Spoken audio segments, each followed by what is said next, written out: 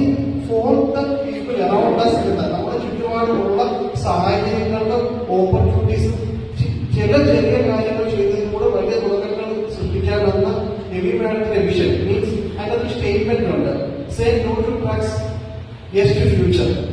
Actually നമുക്ക് നമ്മളിപ്പം ഡ്രഗ്സിന്റെ ഉപയോഗത്തെ പറ്റി പറയുന്നു, പല പല സമൂഹത്തിലുണ്ടാകുന്ന കുട്ടികൾ ഫേസ് ചെയ്യുന്ന പ്രശ്നങ്ങളെ പറ്റി പറയുന്നു. എന്റെ വൈഫ് ഒരു സോഷ്യൽ കൗൺസിലറാണ്.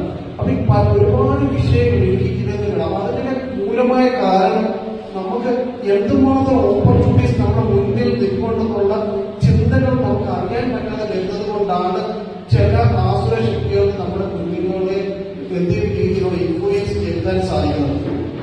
അപ്പൊ ഹോട്ടൽ ഫീൽഡ് റിസോർട്ട് ഫീൽഡിൽ തുടങ്ങിയത് ഞങ്ങൾക്ക് എന്താണ് ഇതിന് കാര്യമെന്ന ചോദ്യത്തിനുണ്ട് രവി മാഡം പറഞ്ഞ അതേ സ്റ്റേറ്റ്മെന്റ് ആണ് say no to drugs yes to future. നമുക്ക് പ്രതീക്ഷകൾ വരുമ്പോൾ